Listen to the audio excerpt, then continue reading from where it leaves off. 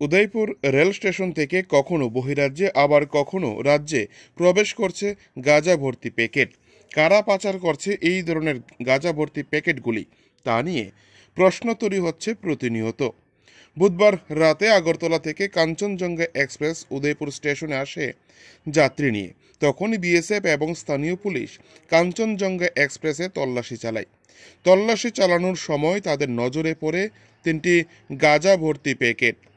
এই ঘটনা চোখে পড়তেই সাথে সাথেই 3টি প্যাকেট গাঁজা বাজেয়াপ্ত করে বিএসএফ এবং পুলিশ।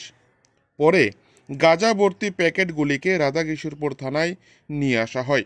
থানার সেকেন্ড ওসি সমর দাস জানায়, রেলের বগি থেকে এই প্যাকেটগুলি উদ্ধার হয়েছে, কিন্তু কাউকে গ্রেপ্তার করা যায়নি।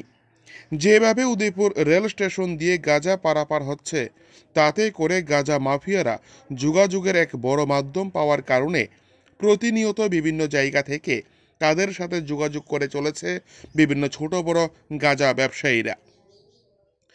রাজ্য সরকার নেশামুক্ত ত্রিপুরা গড়ার যে ডাক দিয়েছিল, সেই স্লোগানকে সামনে রেখেই পুলিশ ও বিএসএফ অভিযান চালিয়ে যাচ্ছে। সব মিলিয়ে উদয়পুর রেল স্টেশনে গাঁজা উদ্ধারের ঘটনায় ব্যাপক চাঞ্চল্য সৃষ্টি। উদয়পুর থেকে নিজস্ব প্রতিনিধি রিপোর্ট, টিভি 100 বাংলা।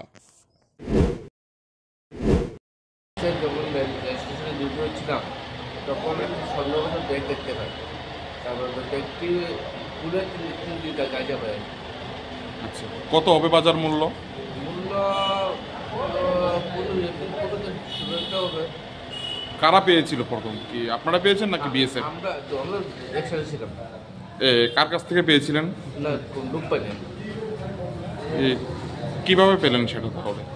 তো সার্চিংয়ে তো গেলাম, আমরা তো প্রত্যেক ট্রেনে সার্চিং করি। আচ্ছা, তো সার্চিং করতে গেলাম, গাড়ির ব্যক্তি পেলাম। ট্রেনটা কি লোকাল ছিল, আগরতলা উদয়পুর ট্রেন নাকি? এটা কাঞ্চনজঙ্ঘা। আচ্ছা, এক্সপ্রেস করে এসেছিলেন। যাত্রীবাহী কোনো এখান থেকে পেয়েছেন? না, কামরা থেকে তো পেয়েছেন নাকি? কম থেকে।